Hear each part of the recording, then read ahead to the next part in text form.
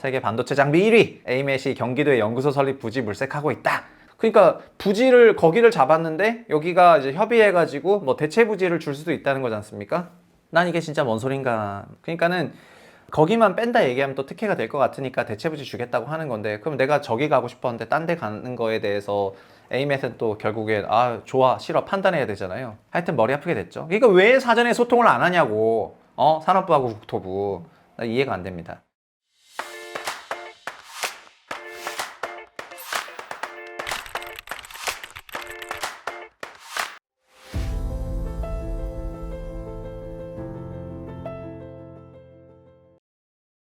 안녕하세요. 최상욱의 부동산 시무름센터 센터장 최상욱입니다.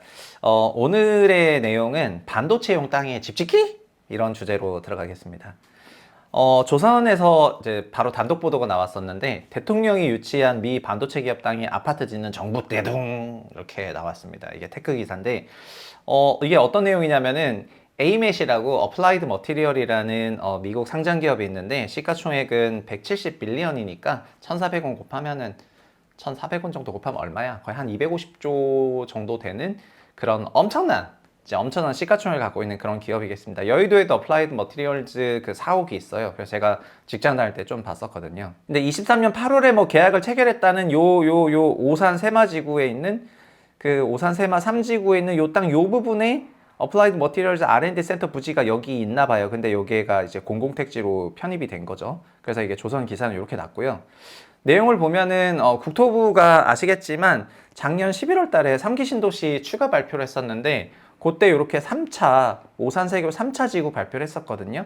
그래서 오산세교는 세교 1지구, 뭐 2지구 이렇게 3지구 이렇게 해가지고 합쳐지면서 1, 2, 3 크로스 뭐 이렇게 되는 건데, 여기 첨단산업 R&D 단지로 되어 있는 지역에 어쨌든 요쪽에 그 어플라이드 머티리얼즈가 들어온다고 하니까 여기 내용에 들어오게 되기는 된 거예요. 그래서 아파트를 짓는 건 아닙니다. 아파트를 짓는 건 아니고 요 상황으로도 그냥 이미 R&D 센터 부지에 여기가 이제 꼬여서 겹쳐서 그렇게 된 것 같습니다.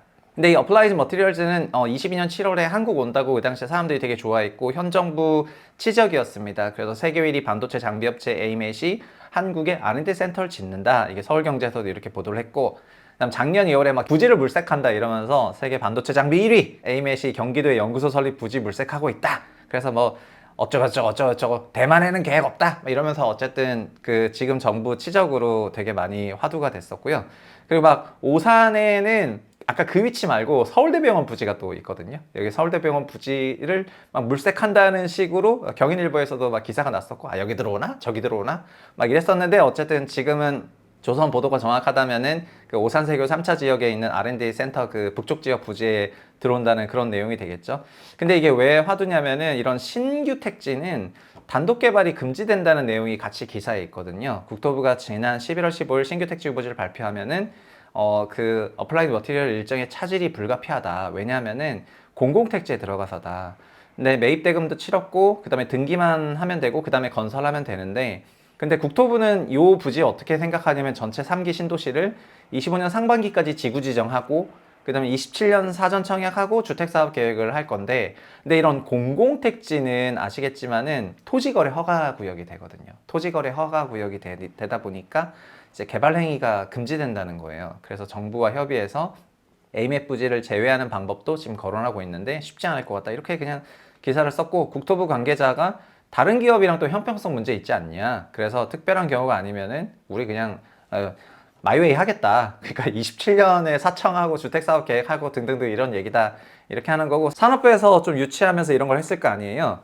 그러니까 수시로 기업이랑 접촉해가지고 투자 진행 사항을 체크하고 있었다 이렇게 한 겁니다. 그러니까 산업부 쪽에서는 에이멧과 교류하면서 등등 이런 거 뭐 토지나 이런 부지 자리를 물색하고 이런 얘기를 했었는데, 국토부는 짠 하고 거기를 전체를 묶어가지고 그 부분을 빼서 한 게 아니라 포함시켜서 지정을 했기 때문에, 그러니까 지금은 거의 전체가 토지거래 허가구역이 된 거죠. 그러니까는 그 부분만 빼서 했으면 되게 좋지 않겠어요? 근데 그걸 그렇게 안 했나 봅니다.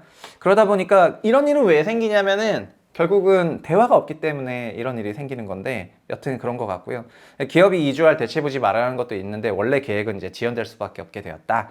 에이멧 R&D 센터는, 에이멧은 이제 R&D 센터와 관련해서 공식 입장을 밝히지 않았는데, 그냥 반도체 업계 관계자가 오산 세교 3지구는 반도체 클러스터 배후 도시인데 이런 곳에서 만약에 이렇게 일정이 몇 년 늦어져가지고 반도체 기업의 투자가 무산되면은 진짜 촌극이다. 이런 인터뷰를 조선이랑 하게 된 겁니다. 신도시 지역은 토지거래 허가구역으로 발표했고 작년 11월에 이렇게 5개 발표를 했고요. 거래할 때는 지자체장 허가 받아야 되고 뭐 투기를 이렇게 하겠다고 하면서 작년에 오산이랑 그 다음에 몇몇 도시 지역을 발표했고 지금 3기 신도시 지역은 거의 11개소 이상 발표가 되었습니다. 그랬더니 국토부가 이제 좀 쫄았겠죠? 왜냐하면은 산업부가 그렇게 열심히 영업을 해가지고 외국에 있는 세계 1위 반도체 장비 기업의 부지를 그 딱 물색을 해가지고 들어오다라고 R&D 센터 짓고 그 다음에 오산이 바로 그 화성시 바로 밑에 있거든요. 그래서 화성시와 용인시가 지금 반도체 메카로 거듭나고 있는 그런 국면이다 보니까 그 오산에 있는 세교지구도 영향을 받게 되어 있어요. 근데 영향을 받고 거기에 에이멧도 있고 등등 다른 기업들도 막 들어갈 건데 이게 행여나 이런 행정적인 것 때문에 무산된다면 완전히 총극이니까 국토부가 바로 쫄아가지고 쫀 건지 모르겠지만 토요일 날에 에이멧 연구센터 건립을 적극적으로 지원할 계획입니다. 이렇게 하면서 이제 조선 보도가 27일 날 나왔는데 27일 날 파도 그 대응 보도를 냈습니다. 그래서 국토교통부는 관계부처와 오산시랑 협의해서 오산세교 3지구를 신규 택지 후보지로 선정했고 화성, 용인, 평택 반도체 클러스터 중심의 오산 3지구를 양질의 생활 인프라를 가꾼 배후도시로 조성해서 R&D 업무 반도체 산업 지원 기능을 강화하는 자주경 도시로 짠 했는데 여기 25년 지구 지정 예정이거든요. 25년. 그래서 오산세교 3후보진에 포함된 외국인 투자기업 에이멧 매입 부지에 대하여서는 산업부 및 오산시와 연구센터 구축을 위해 긴밀히 협의 중에 있다. 이렇게 했고요. 대체부지 제공 등을 통해 당초 일정대로 반도체 연구센터가 차질 없이 건립될 수 있도록 적극 지원해 나가겠다 이런 얘기입니다. 근데 여기 대체부지 제공 등을 통해서 이렇게 한 거니까 그러니까 부지를 거기를 잡았는데 여기가 이제 협의해가지고 뭐 대체부지를 줄 수도 있다는 거지 않습니까? 난 이게 진짜 뭔 소린가 하여튼 뭔 소린가 싶어요. 그러니까는 거기만 뺀다 얘기하면 또 특혜가 될 것 같으니까 대체부지 주겠다고 하는 건데 그럼 내가 저기 가고 싶었는데 딴 데 가는 거에 대해서 에이멧은 또 결국엔 좋아 싫어 판단해야 되잖아요. 하여튼 머리 아프게 됐죠. 그러니까 왜 사전에 소통을 안 하냐고. 산업부하고 국토부. 나 이해가 안 됩니다.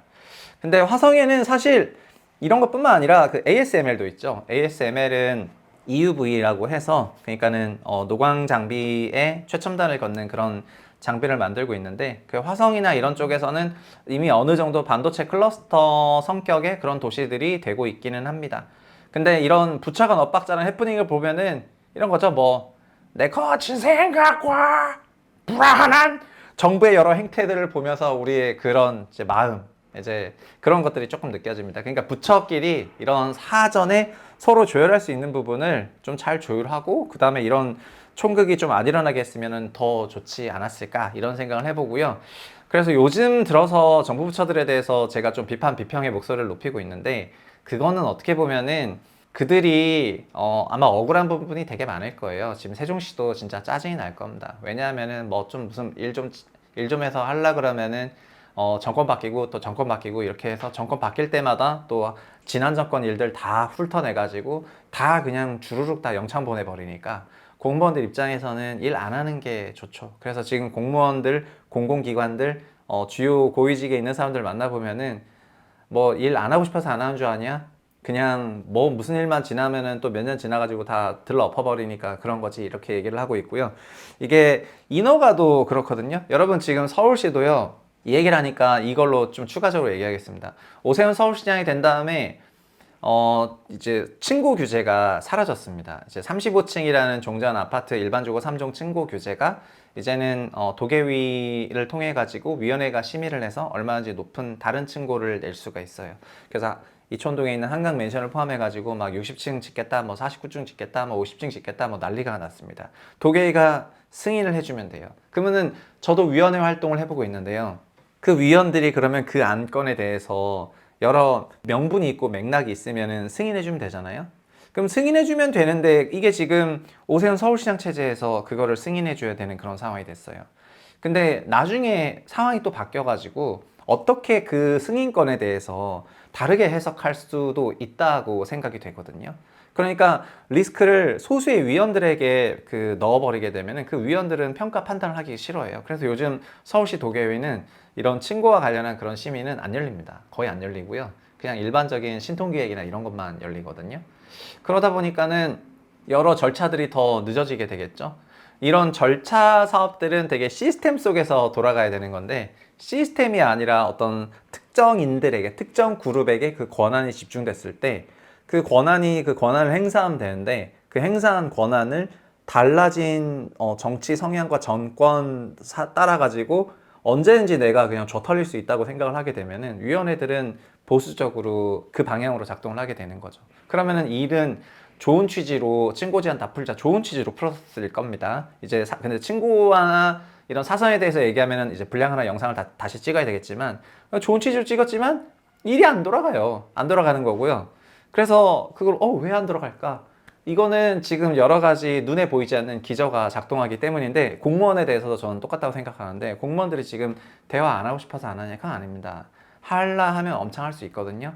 근데 지금 여러 지난 몇 년 동안 보여줬던 행보가 그냥 뭐 하면은 이제 바뀌면서 털고 이거가 두 번 반복됐어요. 그러니까 두 번 반복되다 보니까 지금 사람들이 이제 그러면은 너무 무리해서 하지 말아야 되겠다, 이런 생각을 가지고 자연스럽게 매우 보수적으로 이렇게 변하게 되는 거죠. 그러다 보니까는 마치 그러니까 복수는 복수를 낳고 복수는 복수를 낳고 복수는 복수를 낳아서 이제 좋은 드라마를 보면 결국 그걸 한번 참는 약간 히어로적인 면모를 갖고 있는 그런 사람이 등장을 하는데, 우리도 뭔가 그런 게 등장하지 않는다면은 정말 행정적인 일이 거의 안 돌아가는 그런 나라가 될 것 같아서 굉장히 불안하다. 그래서 불안한 눈빛으로 바라보고 있습니다. 어쨌든 오늘 여기까지 하겠습니다. 공무원들과 관료들이 최선을 다해서 일할 수 있는 그런 문화를 만들어 주셨으면 좋겠습니다. 감사합니다.